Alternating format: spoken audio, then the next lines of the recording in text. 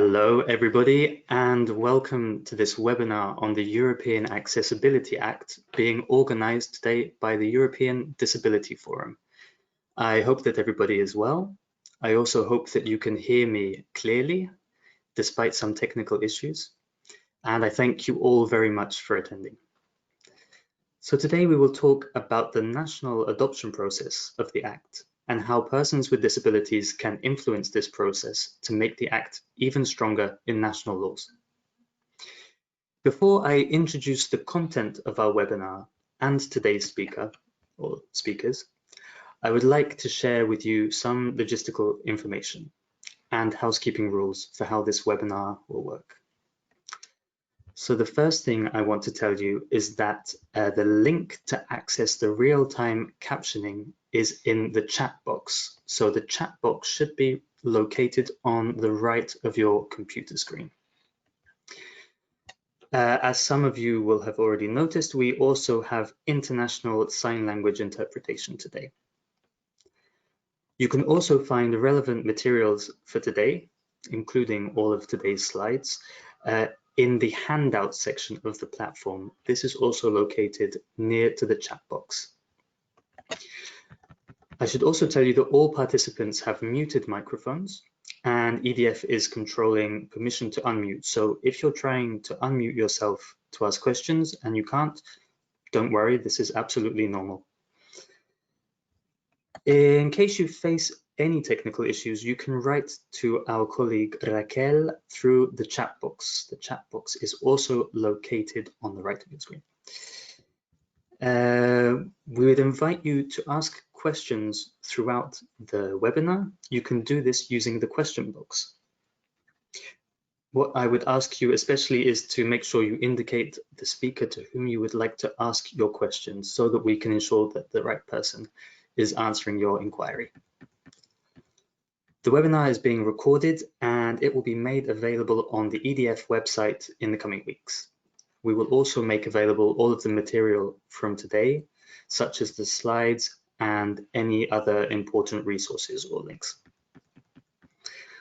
Okay, so before we start, I want to begin by thanking our interpreters today, Ferdinand and Lisa, and also our live captioner, who today is Kimberly. I want to also thank our speakers, who I will introduce shortly, for taking the time to be with us, and of course, all of you for joining us. My name is Haydn Hammersley. I'm the Social Policy Officer at EDF, and for today, I will also be the moderator of this webinar. So as mentioned at the very beginning, we will be discussing the transposition process of the Accessibility Act by the EU member states. Firstly, what we will do is have an overview of the Act, followed by some recommendations on how to strengthen the Act at national level. We will also hear about the experience of EDF's Swedish member organization in engaging in negotiations during the adaptation of the Act by Sweden. We've made sure to allocate some time for questions for each speaker after they've spoken, and then again at the very end of the webinar if you had some questions you forgot to ask the first time around. Okay, so now without any further ado, I'm going to introduce our three speakers today. Our first speaker will be Inmaculada Placencia Porrero, who's the senior expert at Unit C3 on disability and inclusion at the European Commission's DG Employment, Social Affairs and Inclusion. Our second speaker, most of you will probably know very well. It's Alejandro Moledo, who is EDF's policy coordinator. And then thirdly, we have our speaker from Sweden, who is Mia Ahlgren, and she is from the Swedish Disability Rights Federation. Okay, I'm sure you're all very keen to hear what the speakers have to say, but I am just, before passing the floor over to them, just tell you a few words about the European Disability Forum. So the European Disability Forum, also known as EDF for short, is an umbrella organization representing more than 100 million persons with disabilities in the EU. We advocate for the full implementation of the United Nations Convention on the Rights of Persons with Disabilities in the EU, and the motto of our organization is "Nothing about us without us." Now, on the top left-hand side of your screen, I'm not sure if it's visible, but we are showing a photo of our executive committee. I'm not sure if it's visible. And with that short introduction, I will pass the floor over to our first speaker, who is Inmaculada Placencia Porrero, senior expert from the European Commission, who will give an overview of the European Accessibility Act. So Inma, I will hand over to you. Thank you very much.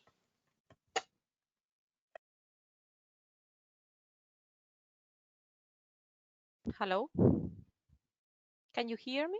We can hear you perfectly.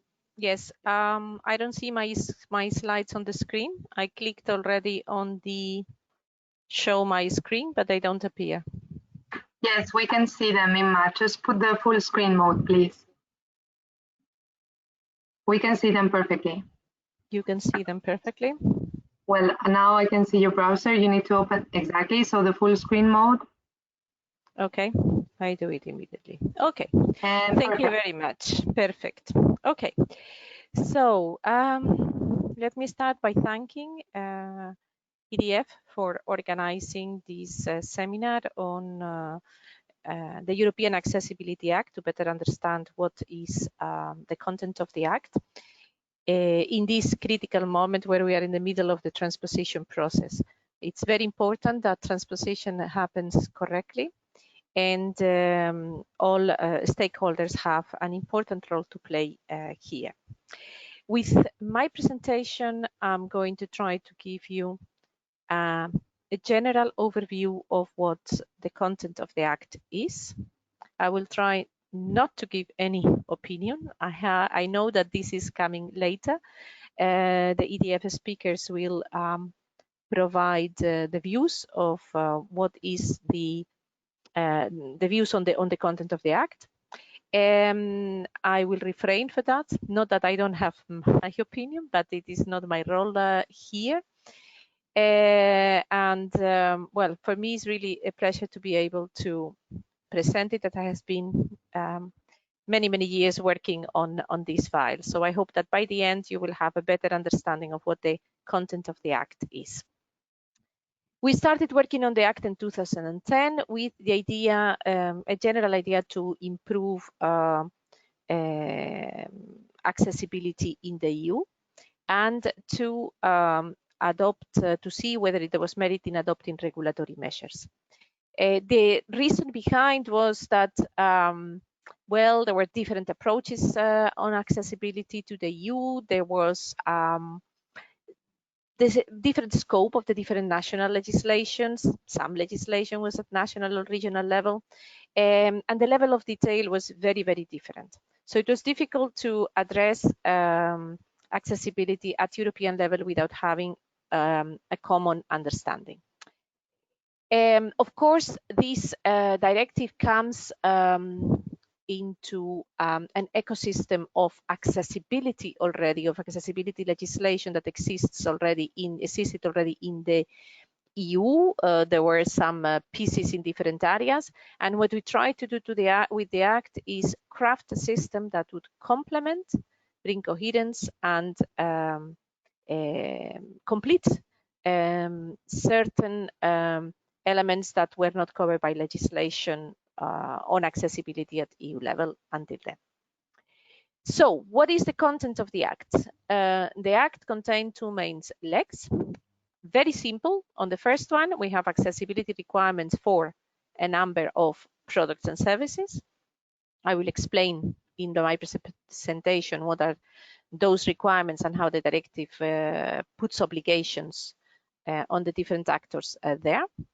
And then it has a second leg, which is using those accessibility requirements for other EU law that contains already accessibility obligations. I will also explain that a little bit further later. To start with, look into the scope. The scope of the Act has got a very strong, I would say, ICT component, and is divided basically in first products, and the list of products is computers, hardware, and operating systems.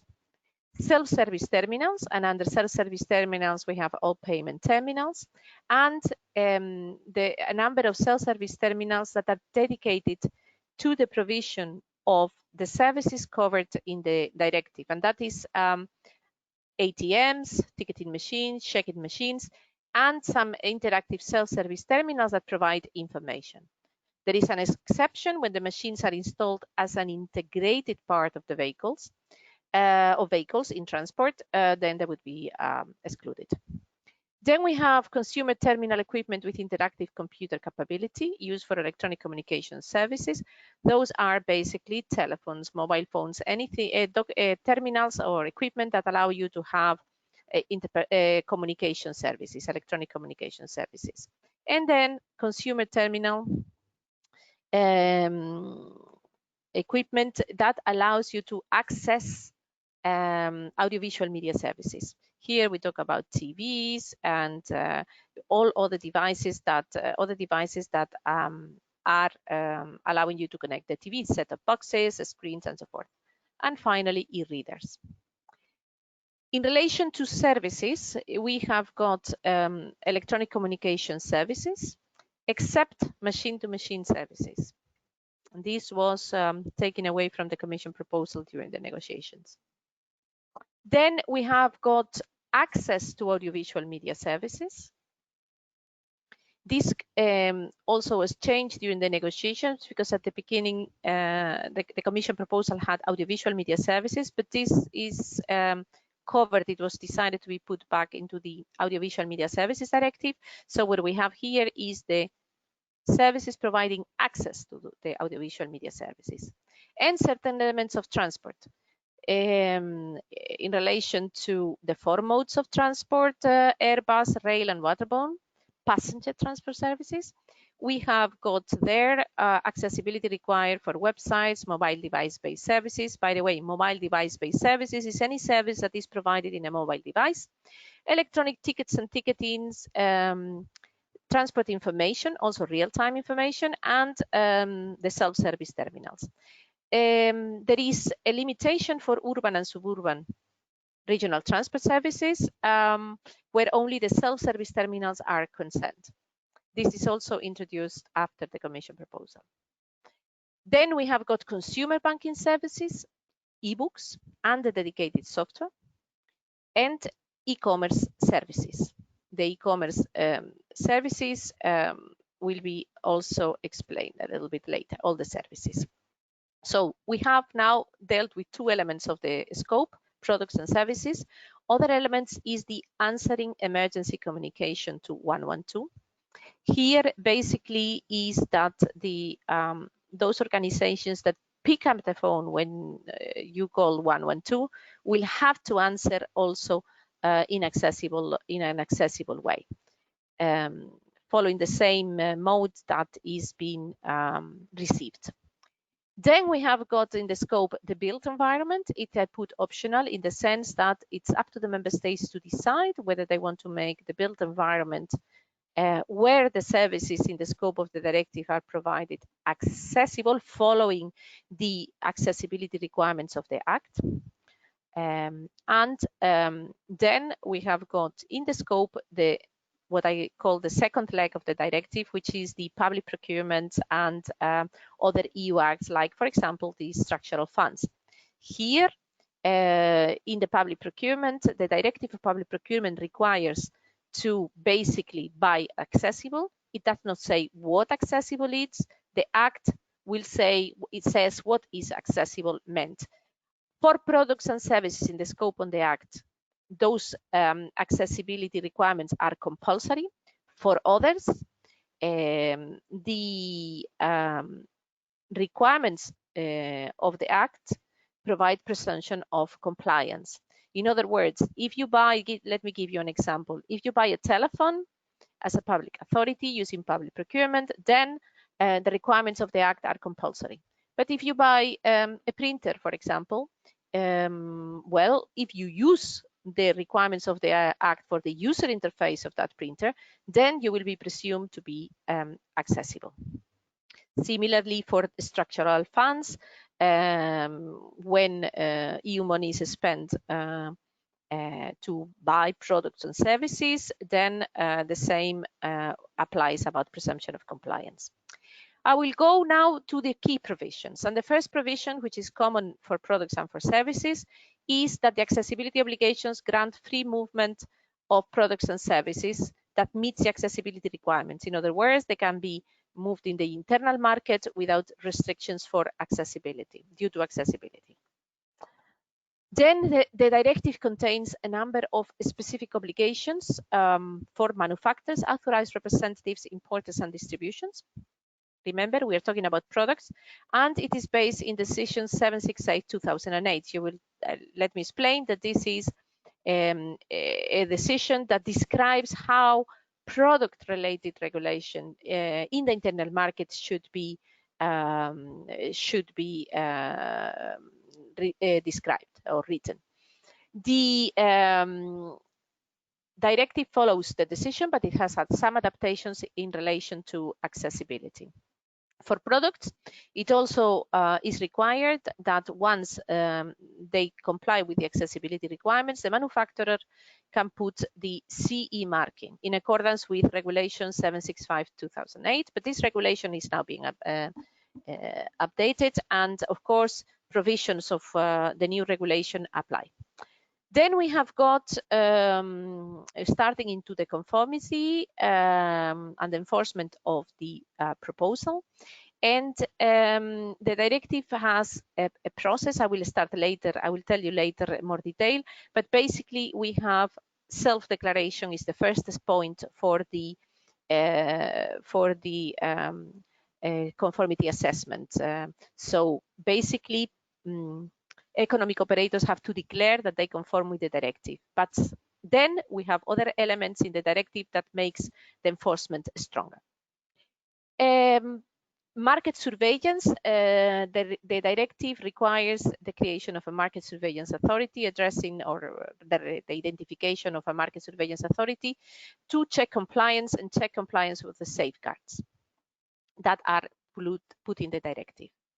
In relation to services, the requirements are, or the obligations in the directive are inspired those of products. So we have got also accessibility obligations. The free movement is granted when the service comply with it. And it sets a number of obligations for service providers that they have to continuously ensure for example, the compliance with the accessibility requirements. And it creates a figure which is called authority responsible for compliance of services. It is, let's say, kind of equivalent for market surveillance for products, because they have the role to check the compliance of the services with the obligations of the directive and check the correct application of the safeguards. But it's different in the sense that it does the regulation that applies for the market surveillance does not apply here. Other issues. Some exceptions, they were introduced also in the negotiations, and those are microenterprises that provide services are exempted from the scope of the directive. This means they do not have to fulfill the obligations of the directive. They're not concerned. And then we have got small mitigating measures for microenterprises related to products to reduce administrative burden and member states to provide some guidance. We have in the directive two safeguards. One is called disproportionate burden, and basically is to address that so that economic operators have to apply the accessibility requirements of the directive to the extent that they do not impose a disproportionate burden. There is an annex that describes how this can be assessed. The second safeguard is that of fundamental alteration. This means that the application of accessibility requirements must be done to the extent that it does not fundamentally alter the nature of the product or the service itself.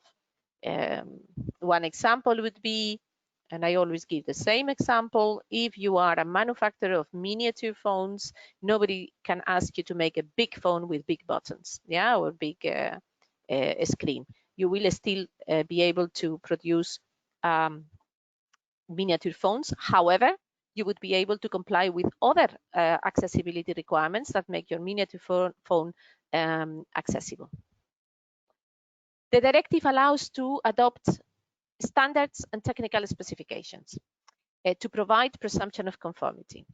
The first option is to have, I mean, as it's written, is, and there are some obligations to that, is to have to issue a mandate for products and to the European standardization organizations. That would lead to a harmonized standard. However, if those harmonized standards are not available or there is a due delay, there are a couple of reasons, the Commission may adopt technical specifications as implementing acts. This provides an alternative to standards so that if more detailed is required on the accessibility requirements of the directive, that we are able to provide them either through standards or have an alternative if that does not work. In addition, the Act allows to adopt through delegated acts binding technical specifications, and it provides example of interoperability. For example, as harmonized standard for interoperability would be, in this context, are voluntary, so they provide presumption of conformity, but they are not mandatory. Then, if we see that that does not work, or the field sees that that does not work, it is possible to adopt a delegated act. It would be possible with interoperability requirements, so that that would be binding, so that interoperability would become a reality.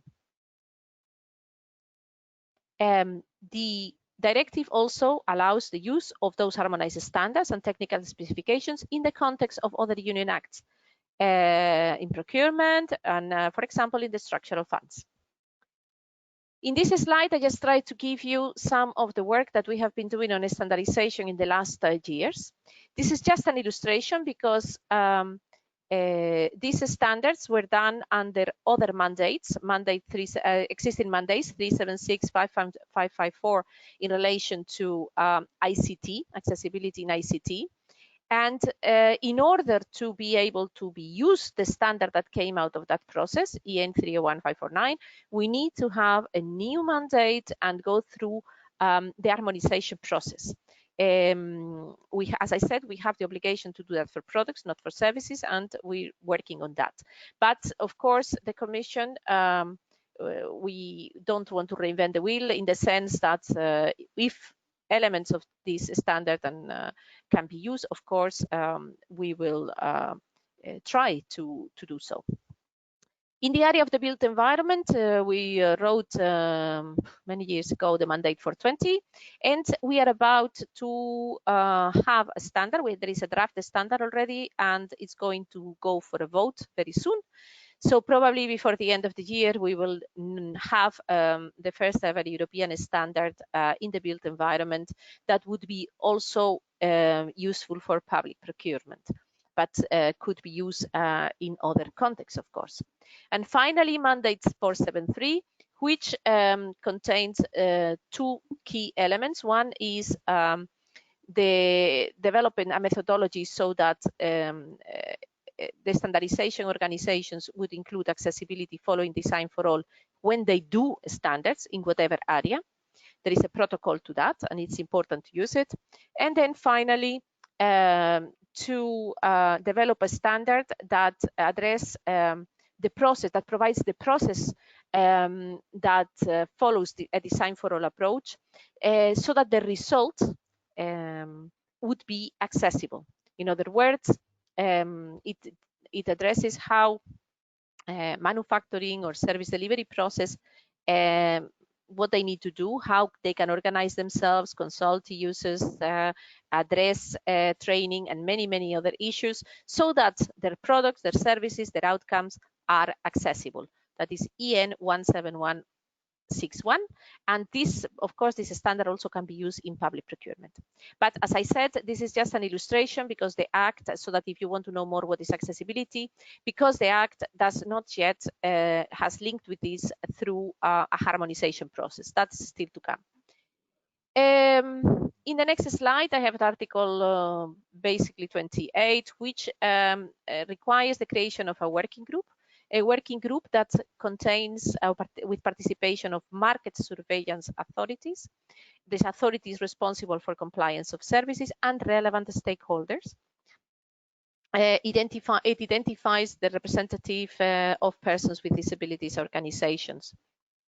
Of course, and the relevant stakeholders, other economic operators could be involved, or other public authorities.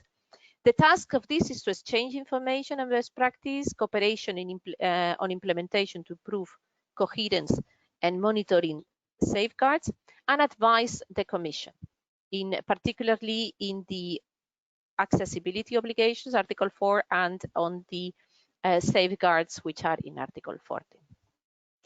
Now, I will go back. I said I would go back to the enforcement and penalties. And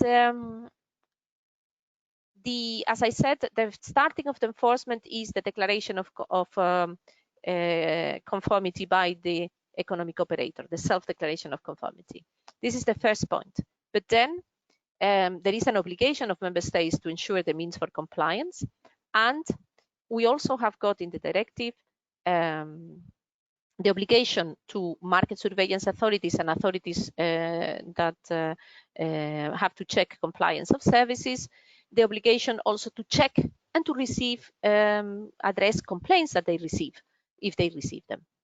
And finally, we have in the directive the possibility for consumers to take action before the court.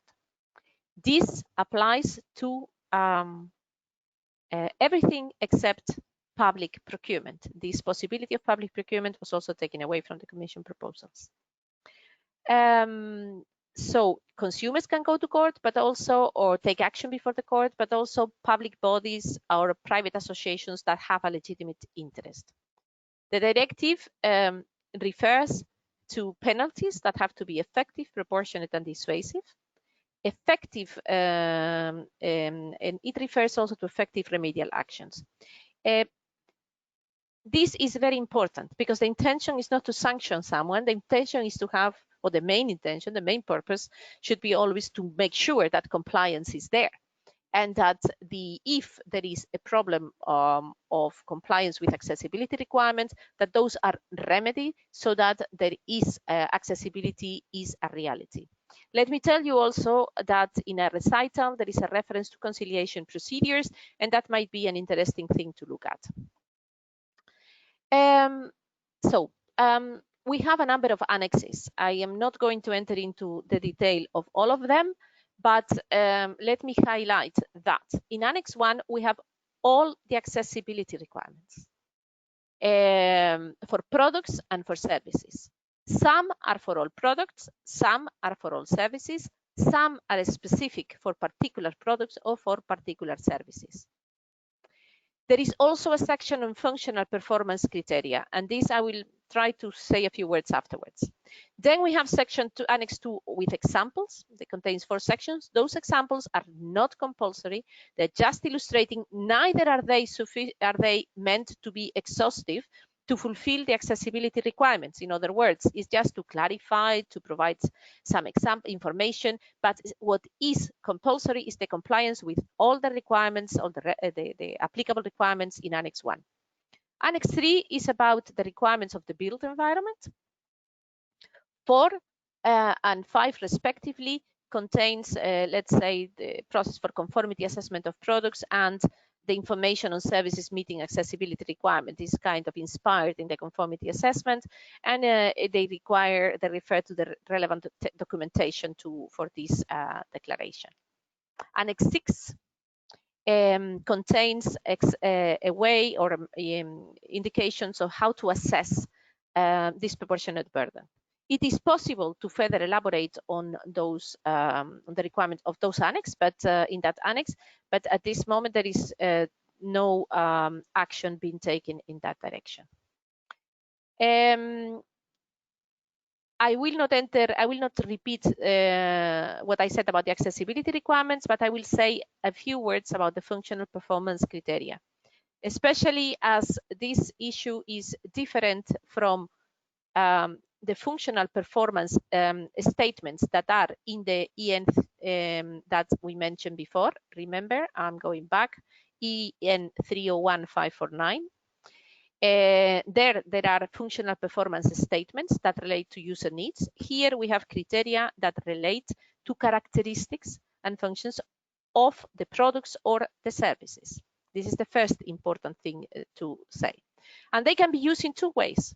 As an alternative to technical requirements, when you have other functions of design and production of products and services, there is an obligation to, at least you always have to comply with the functional requirement, and you have to be sure that the result is in equivalent or increased accessibility.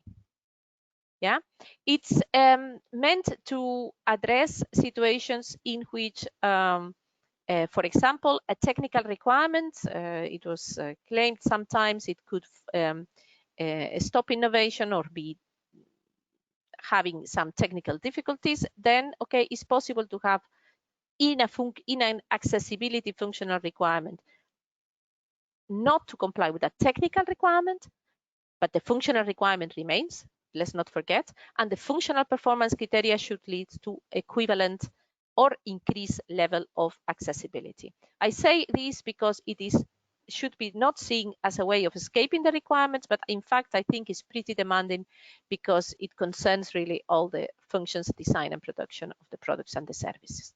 To finish, I will come into the timeline for implementation. Basically, we have 3 years of transposition since the entry into force. It was last year, so we're halfway, more or less halfway the process of transposition. Then there is a total of 6 years, so 3 additional years from the ending of the transposition period to entry into force. So then economic operators will have to apply the requirements of the directive. And of course, also public sector when they behave as economic operators or implement the funds or by through the public applying the public procurement directives. We have a couple of transition periods. Transition periods that include 5 years for the services, provide services with the products in use. So you have a service that is using some products, then you have 5 years extra to continue using those products. For self-service terminals, there is 20 years, but it is not 20 years from the adoption of the directive or the application date of the directive. It's from the date in which the self-service terminal entered into use. In other words, if the terminal was 19 years when the when the directive was adopted, then they only have 1 year left to change it afterwards.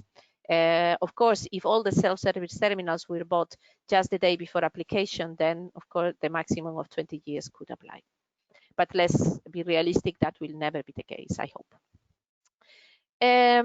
Contract services that are ongoing, they have a maximum of 5 extra years. In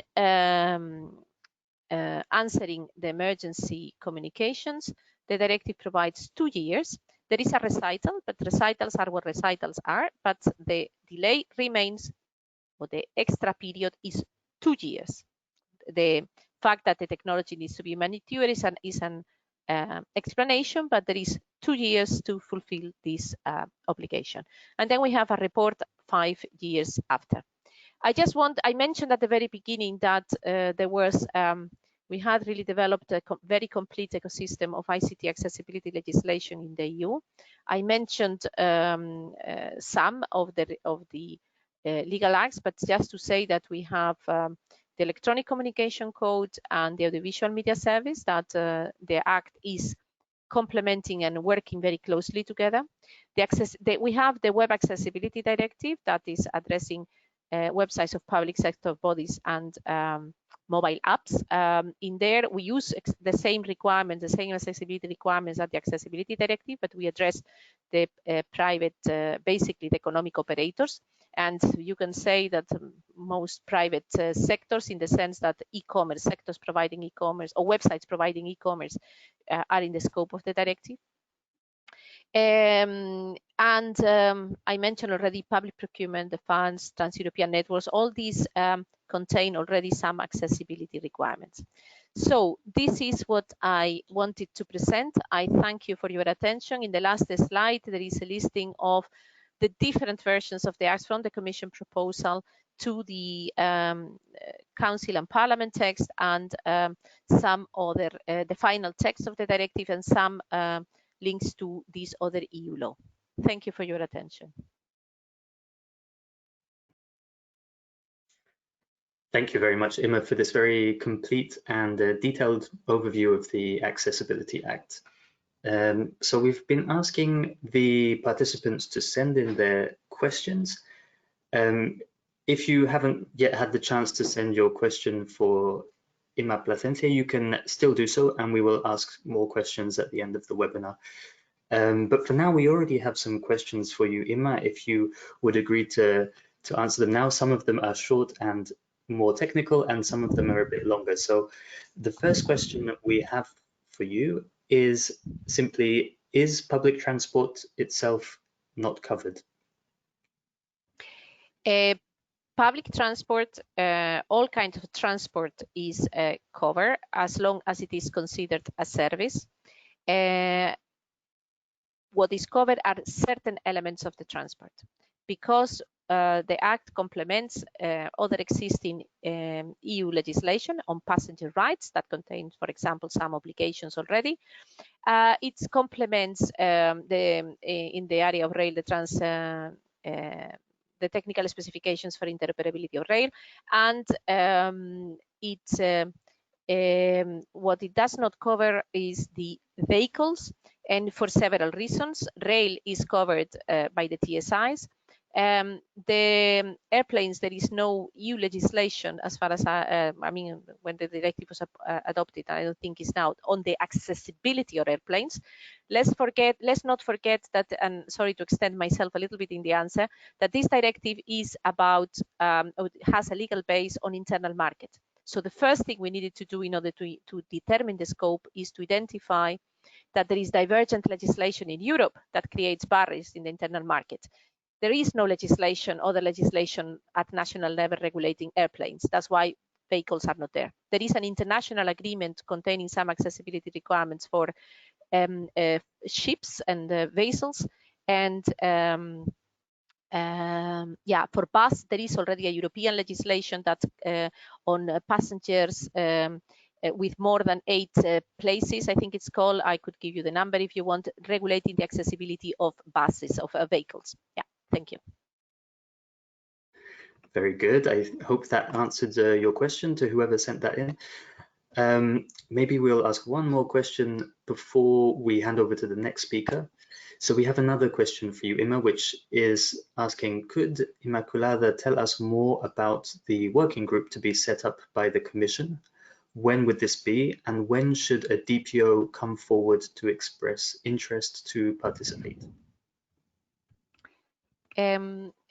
Now we are in the transposition, so now is not the moment. It will be before the application. So and before the application, we will reach out to stakeholders in order to conform the group, but it will take still a couple of years. Okay, perfect. Thank you very much for your answer. For those other people who sent in questions, we will try our very best to answer them at the end of the webinar. And if not, as we always do, we will provide the answers later in writing. I also wanted to remind you, if you have technical problems, don't hesitate to write to us in the chat box, and my colleague Raquel will help you. And also, if you wanted to check out any of the links and resources that were in Imma's presentation, you can find the PowerPoint in the Handouts tab, which is also next to the chat box. So that can be very useful for you. Okay, very good. So we will now move on to our next speaker, who many of you know very well because he works for the European Disability Forum. I'm of course talking about Alejandro Moledo, who is our policy coordinator, and he will give some recommendations on advancing the Act during national adoption. So Alejandro, if you're ready, I will hand over to you. Thank you, Haydn. Thank you so much. You hear me well, right? Very well, yes. Yeah, great.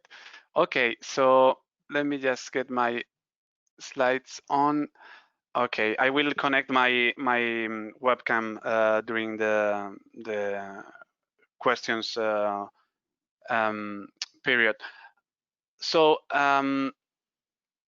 in this presentation, I would like to just give you some tips, some ideas that we compiled in the EDF toolkit on the transposition of the Accessibility Act, in which we explain most of what Imma has just mentioned. And we also provide tips and recommendations for organizations representing persons with disabilities to engage in discussions at national level to ensure that this directive will be correctly transposed, meaning adopted at national level. So in this presentation, I will be giving you some hints on how to go beyond the Accessibility Act, what Imma just explained, and to ensure an effective application of the Act. And to do so, it's very important to make contacts and allies with other civil society organizations and with other movements to ensure that the result is beneficial to all society. And finally, some thoughts about what we need to do as soon as possible. So how to go beyond the Accessibility Act? As we just heard, the scope is large, is complex, but there are some room for maneuver at national level in which DPOs, organizations representing persons with disabilities, can actually try to improve the national situation, taking as an excuse, if I may, the transposition of the Accessibility Act. So we focus very much in our toolkit on the scope of this directive, and obviously we encourage our members and any organization working on the Accessibility Act transposition on pushing for further accessibility in all transport services. As Imma explained, we know that the Accessibility Act covers certain areas or certain components of the transport services. Others are covered by other European legislation. Think, for instance, of websites and mobile applications of public transport. Those will be covered by the Web Accessibility Directive. But to be sure, we need to assess at national level which are the elements that are missing and take advantage of the elements provided by the Accessibility Act and those that need further elaboration at national level. Another point in which we can go beyond the Accessibility Act scope is banking services, because as it is explained in the Accessibility Act, this directive covers consumer banking services, and therefore we can expand the definition at national level to ensure that other banking services are also covered, and persons with disabilities therefore can work in the financial sector as well. During the negotiations about the Accessibility Act, we received and we called the Parliament and the Council to include other products and services of our everyday lives which are not accessible to us, such as household appliances, household products such as washing machines, dishwashers, or refrigerators. In this case, we need to bear in mind the accessibility requirements included in the Act, in the directive. And if we look at Annex I, the accessibility requirements in Annex I, we can take some elements in which the Accessibility Act can have an added value at national level. So if we manage to convince our national government to include, for instance, smart household appliances, so this kind of refrigerators or washing machines that you can control through a user interface, that can be a mobile app or can be a touch screen and so forth, the Accessibility Act gives us requirements that can be useful to make those services, those products accessible. Same goes for other aspects of the product, such as information or the information provided in the package of the product. So we always need to bear in mind the possibilities that the accessibility requirements in the annex would give us. And if we need further requirements, then it's a matter of proposing also accessibility requirements in the national legislation. On emergency numbers, and this is very important, and the disability movement, we've been calling for the accessibility of the European emergency number for many, many years, and even though it's in the current framework, is not yet a reality for many persons with disabilities, the Accessibility Act will finally give us the accessibility means to contact 112, the European number 112. But what about the national numbers? So here's when the disability organizations at national level need to make sure that the important emergency numbers at national level will also be included in the national legislation. Obviously, another important point is microenterprises. As Imma mentioned, microenterprises providing services are not included in the directive. We can argue to our national governments that microenterprises delivering services, which are many in the European economies, need to be included. And we have safeguards, as Imma explained, in the legislation, considering the disproportionate burden or a fundamental alteration. So there are reasons to make sure that, or to propose to national governments that microenterprises for services need to be included. So another aspect that we stress in our toolkit, and I highly recommend you to read it carefully, is to try to shorten some deadlines. Some deadlines of key services, such as what we were just talking about, emergency number 112, which deadline is for 2027, with those 2 extra years that Imma told. So we need to ensure that our governments work as soon as possible on ensuring emergency numbers are accessible for persons with disabilities. This is a matter of emergency. And obviously, deadlines such as the long deadline for self-service terminals, when these are, I think Imma explained, when these are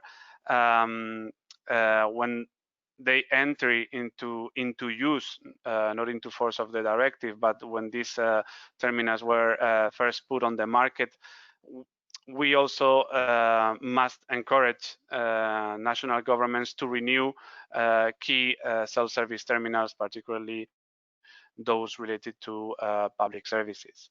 And very importantly, and this has been a point of confrontation during the negotiations about the Accessibility Act, it's not exclusion, but the voluntary aspects of the built environment in the Accessibility Act. We believe that the transposition of the Accessibility Act is the perfect excuse and the perfect reason to call our national governments to review all those building codes at national level dealing with accessibility, all those national standards, take the advantage of the accessibility requirements in the Accessibility Act and the European standard that I will mention in a moment, and Imma already did, to update those national technical requirements for the built environment, for the accessibility of the built environment.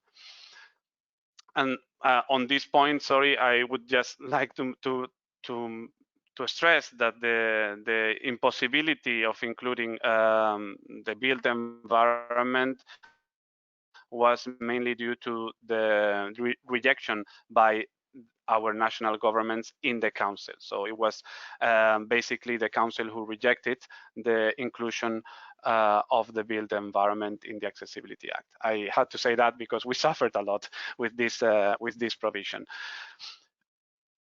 So obviously, we receive and we believe that many of our members will receive many questions on how this works in practice, and this is why it's important to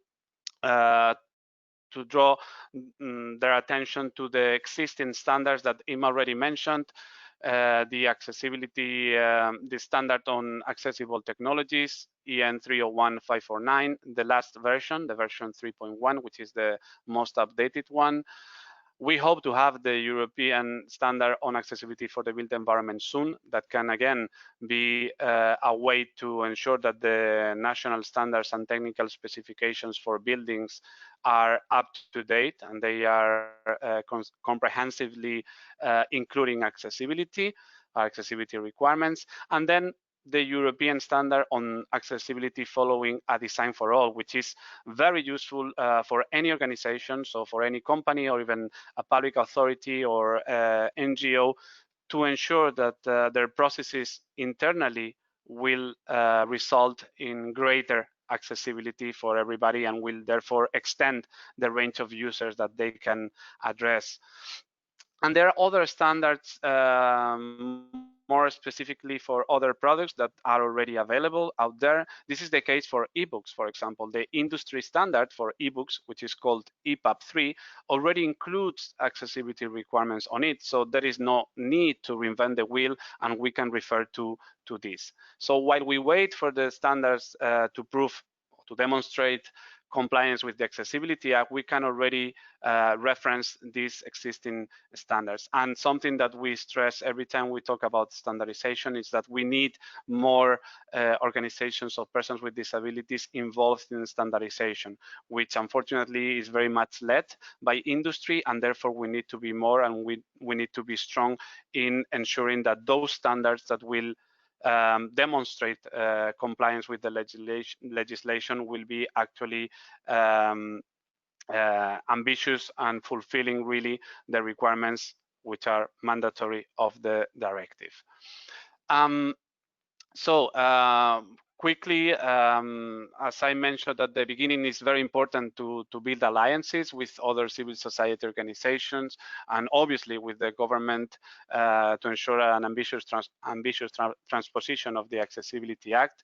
The Accessibility Act, as you've seen, covers many areas, covers transport, covers ICT, covers public procurement. So it may be difficult at first to identify which is the ministry in charge of the Accessibility Act. So we give you some recommendations. Obviously, another one could be to reach out to the CRPD focal point at national level, and then get support from members of parliament at national level to back up your positions and to help you identify who is the responsible person at national level for the transposition of this legislation. In terms of how to build up alliances, obviously the disability movement should come together to agree on a common strategy on the points that the act could be improved at national level, but it will be also equally important to reach out to consumers organization, because in the end this is a matter of consumers as well, to organizations representing older people and organizations representing consumers in standardization. So from EDF we can help you to find out and to find members at national level of organizations with whom we work very closely. And obviously I forgot to mention human rights networks, equality bodies that can also support and give you munition, let's say, to your positions at national level. the final thoughts that I would like to make is that we need to act as soon as possible. Usually transposition, and particularly in these troubled times, takes longer than what is stated in the official journal of the EU, but we should not wait until the last moment, as the responsible entities for applying and implementing accessibility, they shouldn't wait until the very last moment of the deadline to make their products and their services accessible. So we need to act now. We need to act as soon as possible. We need to raise awareness to the general public about this legislation, this very important piece of legislation for which we've been campaigning for years and years, and how this plays out with other relevant legislation on digital media, on telecommunications, on web accessibility for the public sector, on the use of EU funds or public procurement. So as you see, it's important to make the puzzle understandable for the general public, because otherwise this ecosystem will not be complete. And with accessibility in mind, we need to make sure that from end to end, the service, the delivery of a product and the use of a product is accessible to persons with disabilities. And in this sense, we can offer our support to the economic operators, so the companies that will be implementing accessibility in practice, and public administrations, to ensure that they fully understand what this means for us. And as you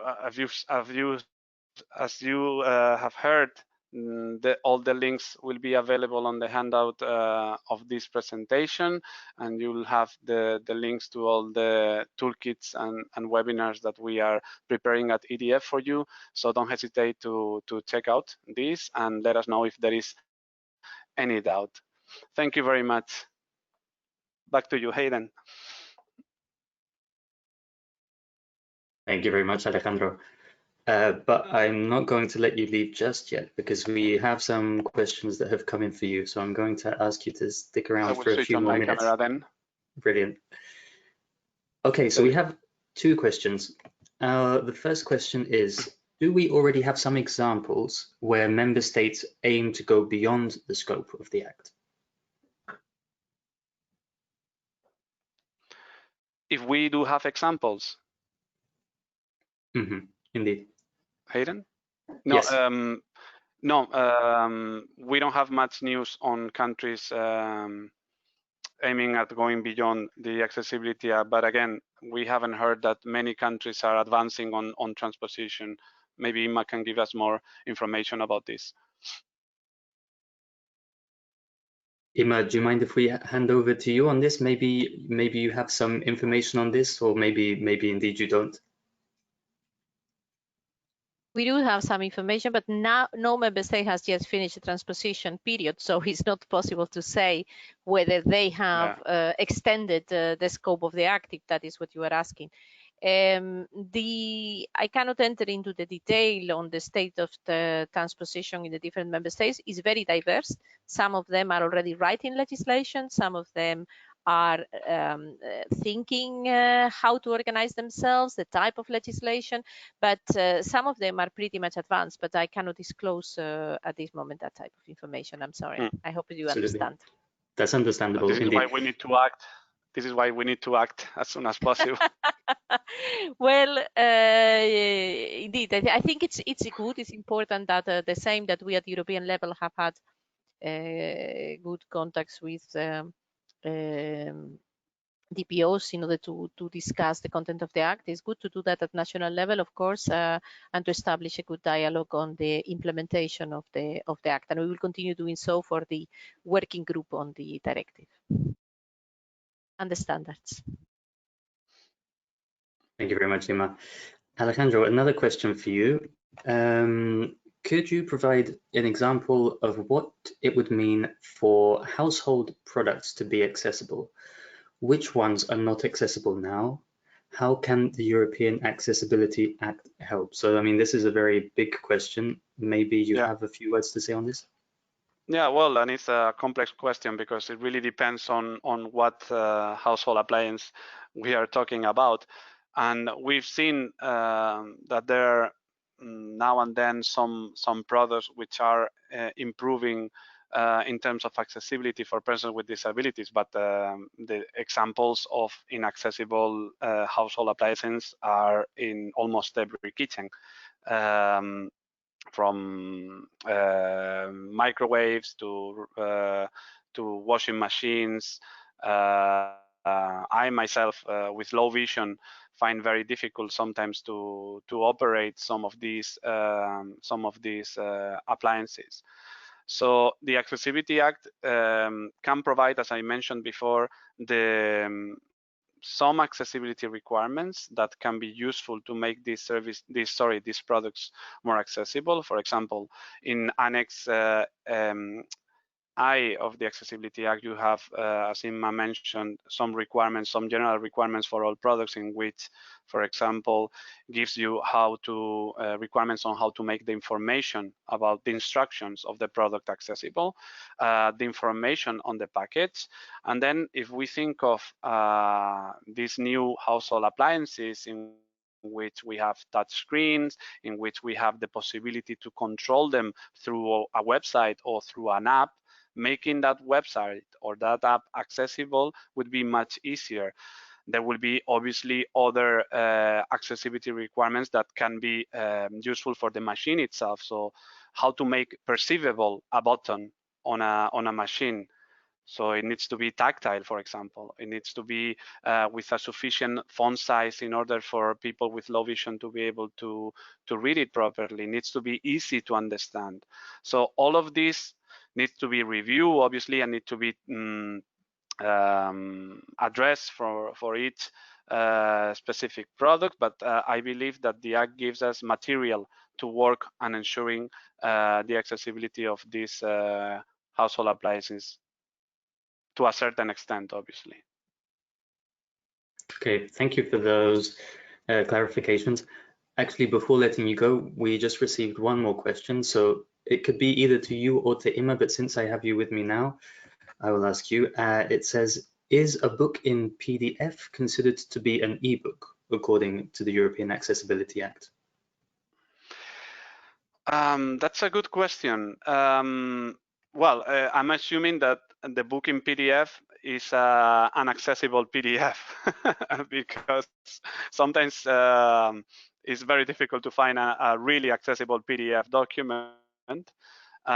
So I believe that the EPUB format, so the format for ebook, it allows for way more functionalities and navigation and preservability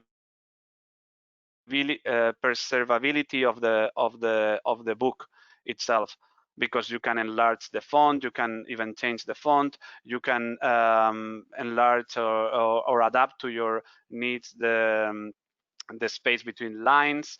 You can move around headings and the different elements of the document, because in a way a good accessible ebook would be like a in a way or similar to a good accessible web page. So the functionalities that allow in terms of personalization and so forth are much greater than an accessible PDF. I'm sorry for PDF, but I believe that when we developed the requirements that are in Annex I of the Accessibility Act, the result will be that the EPUB 3 standard is the way to go. Inma, I don't know if you want to comment on anything on this. What I would like to say, I mean, the answer is if they fulfill the definition, of course they are. So they are dedicated ebooks, and dedicated software means a service, is the provision of digital files. If it is a digital file, then that conveys the electronic version of a book that can be accessed, navigated, read, in use, and the software, including the mobile-based device application service, including the applications that are used for the navigation. So if you have the ebook that is in electronic format, in an electronic file, then it is an ebook. in accordance to this definition. So I would say that my first site, although the Commission is not here to interpret EU law, but we try to explain it, and informally, I would say at first sight, when you read the definition 41 of the directive, the answer would be yes. Okay, very good. So very clear answers, I think, to your questions there. Do not hesitate to keep sending in the questions. If you had a question for either Alejandro or Ima that you hadn't thought of before, we will hopefully have time to ask them at the end. Thank you very much, Alejandro. I'll finally let you go. Thank you. Yeah, we'll see you later. So without any further ado, we will move on to our final speaker today, who is our colleague from Sweden, Mia Ahlgren, who is from the EDF member, the Swedish Disability Rights Federation, and who has been active in the adaptation negotiations in Sweden. And Mia is with us today to share some of her experience with us. So Mia, if you're there, I will hand straight over to you. Hello, everybody. So I'm Mia Ahlgren, and I work as a policy officer at the Swedish Disability Rights Federation. I would like to start by saying that Sweden sometimes pretends to be a model country for many things. I don't think we're a model country always for transposition and enforcement of legislation, but at least the disability NGOs are involved in this transposition in Sweden. So that makes it possible for me to share the experiences so far in the transposition process. And I hope that we can learn and help out each other in this process. So there you can see me as well. I have blonde hair to my shoulders and glasses, and I smile a lot, and I'm standing outside my house, as many of you work from home. So first of all, I would like to say that I suppose that transposition processes look very different in different member states.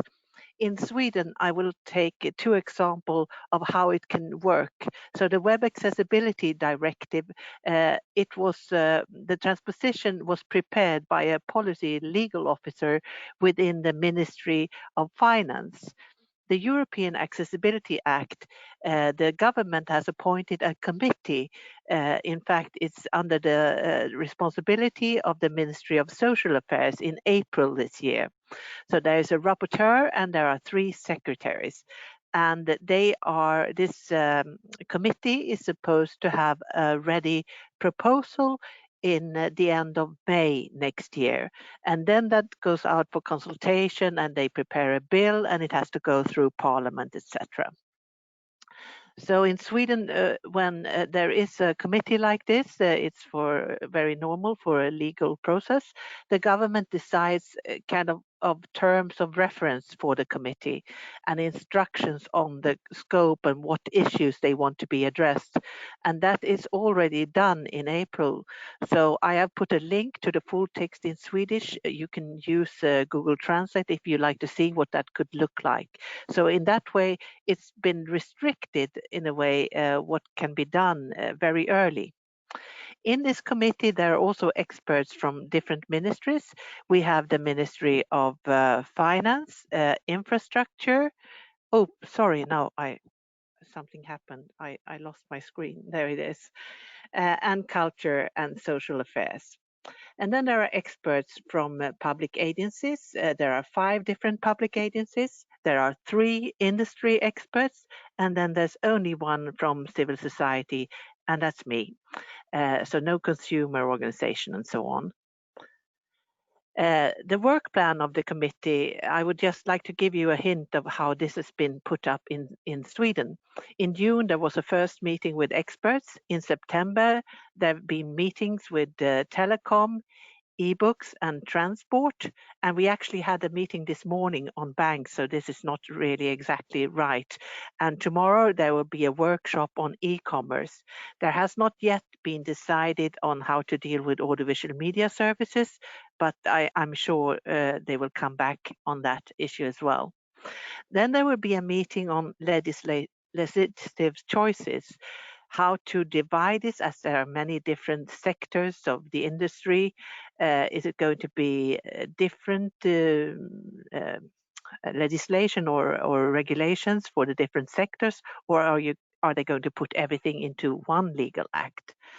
Then there's a meeting on market control and then on public procurement.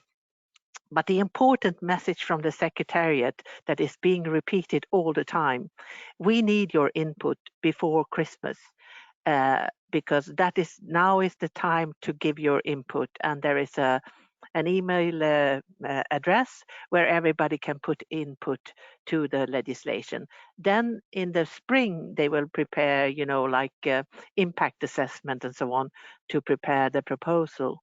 So it's really not a lot of time.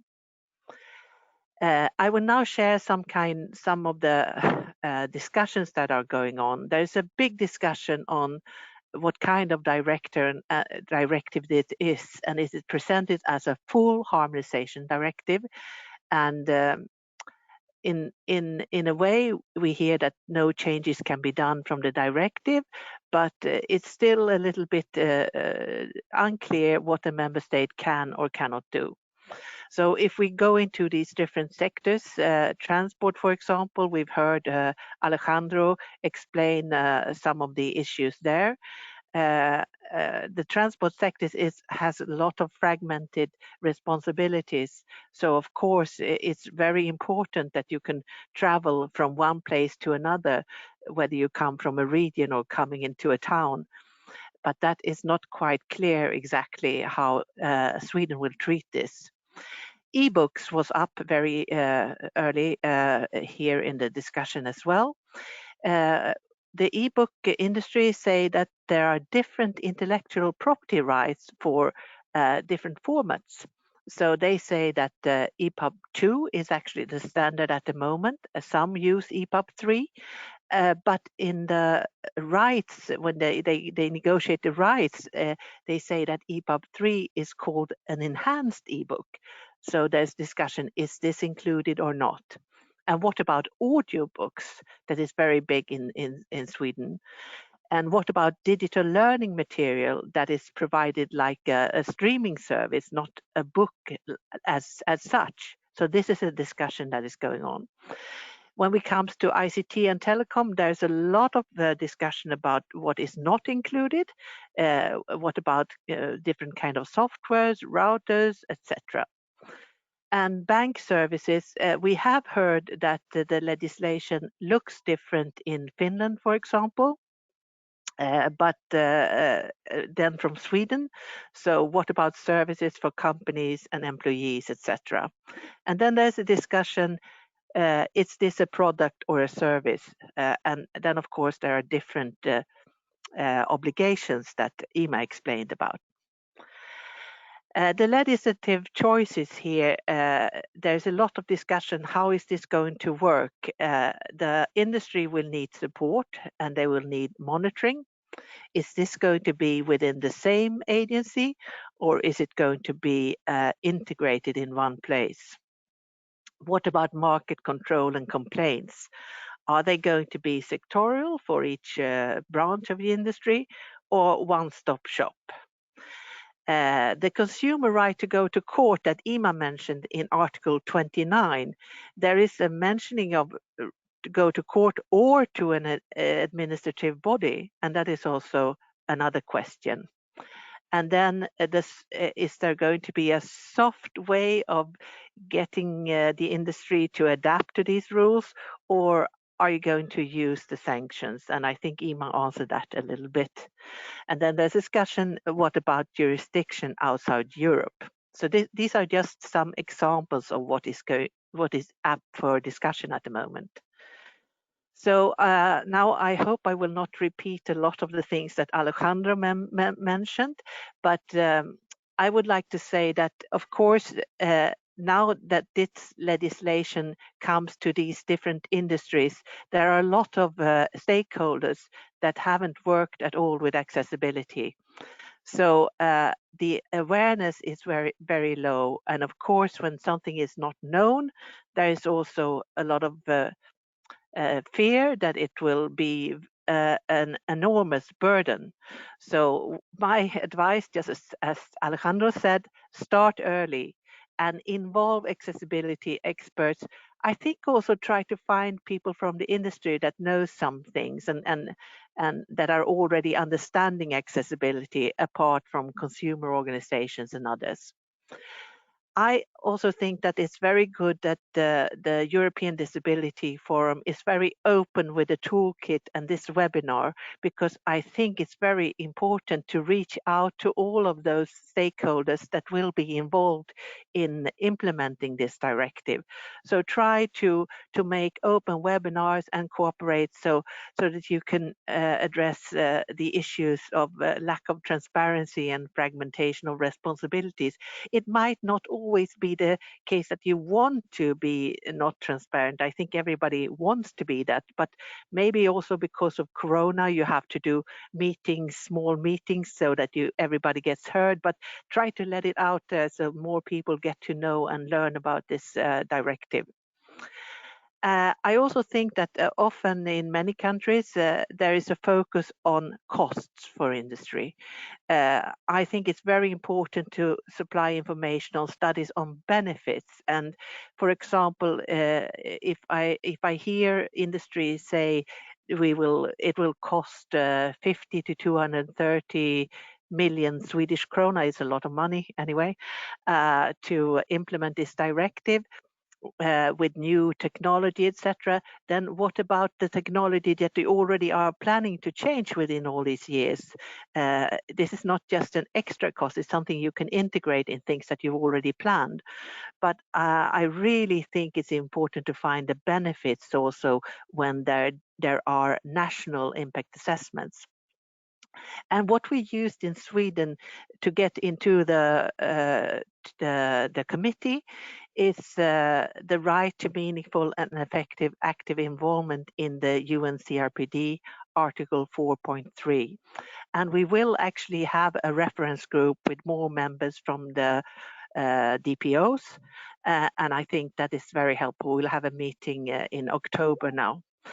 And then we have, I would like to encourage European cooperation because there are many questions asked at the same time in different countries, and maybe we can help each other to answer those. So rounding up, I think I would like to put up some ideas for cooperation. Can we be better at sharing experiences in a group or a wiki or even a transparent group? We learned from the industry that they have used like a tool like Teams, where they put files and share them with their members. So I actually did the same with my reference group, so we can discuss and talk meantime, but maybe we can do that on a bigger level, on the European level. And try to have these frequently asked questions answered. What are the questions that are turning up? Can we answer them together? And then I put here something that is not very understandable. In the US, they have a voluntary product accessibility template that is a kind of form for self-declaration. I think these templates will probably occur, I don't know, but try to be concrete, because the industry doesn't know at the moment exactly what they are meant to do. And then again, the standard that Alejandro mentioned, accessibility following a design for all approach, EN 17161, we have managed to get the public agency to pay for a free access to this standard in Swedish. And that is very good. So everybody can download it without any cost. And we are also discussing a certification way to have more industries certify themselves. So I will end with the same thing that Alejandro said. Act now before it's too late. And I would like to end also with a little bit of inspiration from our neighbor country, Norway, where they actually in 2013 included both public and private companies when it comes to accessible ICT. So let me see if I can put the quote here from their website. In Norway, we want a society where everybody can participate. Therefore, universal design of ICT is a requirement for both public and private sector. So I will end now and thank you for your attention. I put extra material here also. If you need to explain differences between accessibility, universal design, etc., a bit about the standard, you can use the slides that are in here. So thank you very much. Thank you very much, Mia. So yes, we will make those resources available if you want to check out those links, as they can be very useful for you and your respective organizations. Mia, I have a question that has come through for you, which refers to what you've already spoken about, but asks if you could give your number one tip to get officials in government to listen to organizations of persons with disabilities, what would it be? Like if you had one top tip to give. Well, if you haven't had any contact at all, because we worked with the government from the beginning of the process from many years back. So I think if you don't have any contact at all, get, as Alejandro said, to the focal point and claim your right to be involved with Article 4.3. That is the first one. And I'll give you a second one. Go and try to get others to work together with you that are already on board and understand accessibility. Brilliant. So that's a good place to start, and thank you for that question. Alejandro and Emma, I will also ask you to come back. We have just under 10 minutes left, and we have a few questions for you. So let me just open the document with the questions we've received. One of them, the first one, I think probably I should ask to Emma. It's a question that asks, given the increasing importance of streaming services, could you clarify whether these are included in the scope of the Act or not? Do you mean like this type of teleconferencing?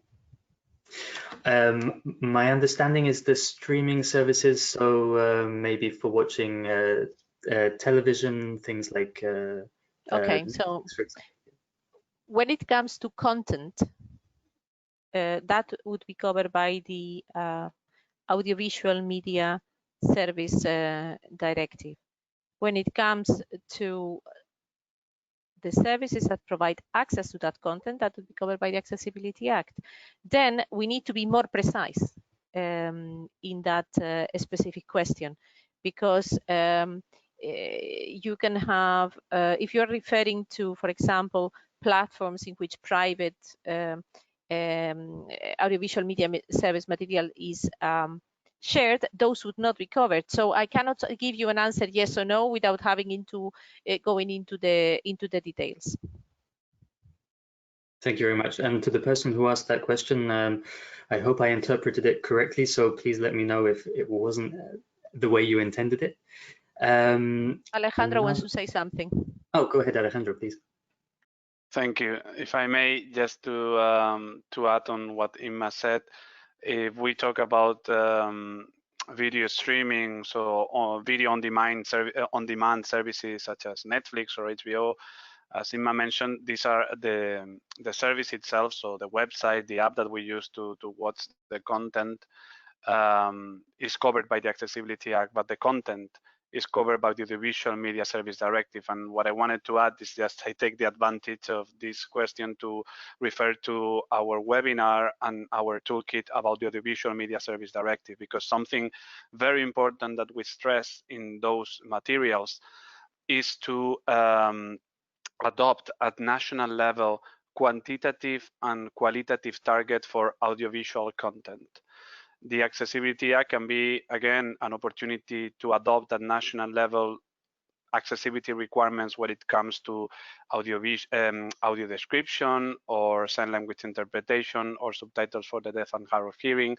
But those qualitative targets should be adopted in the framework of the transposition of the Audiovisual Media Service Directive, and quantitative targets meaning that the governments need to set up a percentage of content, an increasing percentage of content over time, to make sure that, for instance, by next year we will have 20% of our content with a description, by the following one 25%, by the following one 30%.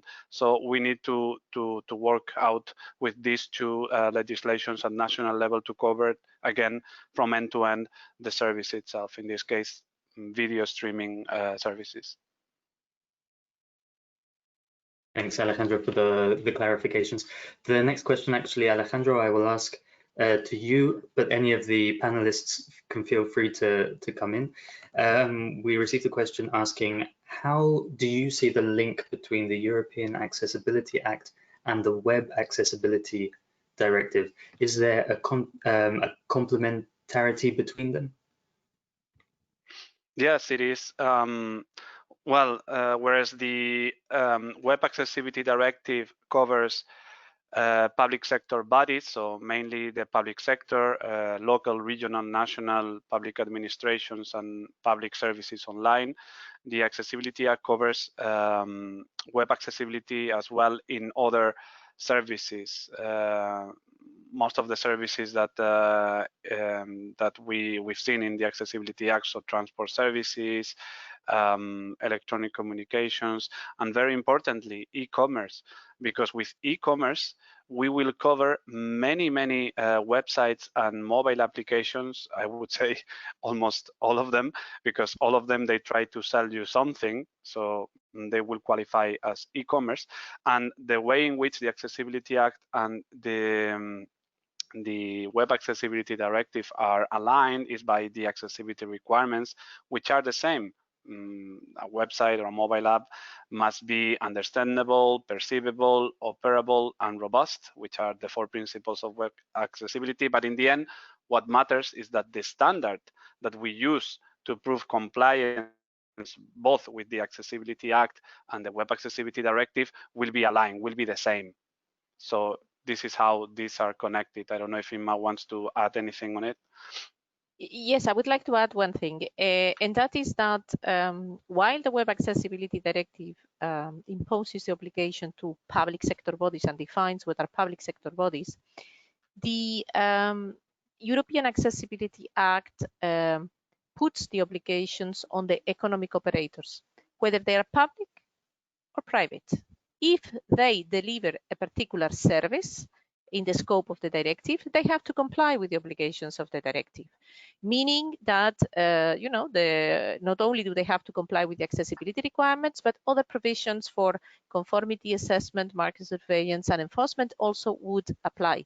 So this is very important to keep in mind, because it's not that the Accessibility Act only deals with private operators at all. Any organization that acts as an economic operator because they sell or they provide a service for remuneration, so as the treaty says, would be in principle covered. Of course, except for the exceptions contemplated in the directive. Okay. This also leads me on to another question we got, which asks, where can a company ask for an authoritative decision to find out if the European Accessibility Act will apply to their product or service when it's not obvious? For example, whether a computer is a consumer product or whether a service is e-commerce. Is there anybody who would like to jump in? Yes, I can. Okay, thank you, Emma. Okay. The moment that we have the Accessibility Act, that question likely does not become a philosophical question or a matter of opinion. The European Accessibility Act, for the purpose of the directive, indicates that computers and their operating systems are products, so the regime of products would apply, and e-commerce is a service, and then the regime of the service applies for the purpose of this directive. That's it. So, of course, if they really want to have an authoritative decision at the end, I mean, the first thing is itself to I would not go as the first point to have an authoritative decision. I would read the directive, I would make up my mind, then I would go to talk with the authorities, with the market surveillance or those authorities responsible for services. And finally, of course, if they disagree with that, they can always also take action in front of the court or adequate administrative body. Thank you very much. Very clear response. We're drawing to a close. I think we probably have time for one last question. There was a question that was asked, but I think Mia probably responded to it, about what organizations or individuals should do if they have concerns about how their government are planning to implement the act. So I think probably that's been addressed by Mia. The final one, which was asked actually at the beginning of the webinar, was, and maybe Alejandro, you could possibly take this one. As an EU resident, how can I stay informed on public consultation opportunities? So maybe you could talk a little bit about how at EDF we follow this and how we engage in these open consultations. On public consultations at European level. Mm-hmm. At EDF, we internally run consultations across our membership. So we have different committees, we have a board, and we also have expert groups on different topics, on ICT, on built environment, on transport, on standardization. So every time we are consulted, we check with our membership. At European level, more precisely, and Inma may be actually in a better position to answer. The Commission has a portal which unfortunately is not very accessible on public consultations, in which they consult citizens and organizations to give feedback on proposals or roadmaps for legislation and so forth. So there are different possibilities there. In other institutions, such as the European Parliament, there are other ways to bring a case up to the attention of the European Union, such as, for example, the Petitions Committee in the European Parliament. But I don't know if, Inma, you would like to add anything on ways to provide feedback on consultations. Just to say that there is a web page in Europa that where all the consultations are placed. Is ec.europa.eu/info/consultations, and there you can find all the consultations are put on the same place. Most of them, I would say. I would never dare to say all, but most of them should be. Is an entry there point. Are too many. You can find it. You can find there. Yeah, an entry point for all types of consultations. They'll tell you which consultations are open, and I think yes, the majority of them are there. I mean, yeah. There you go. That's the answer to your question.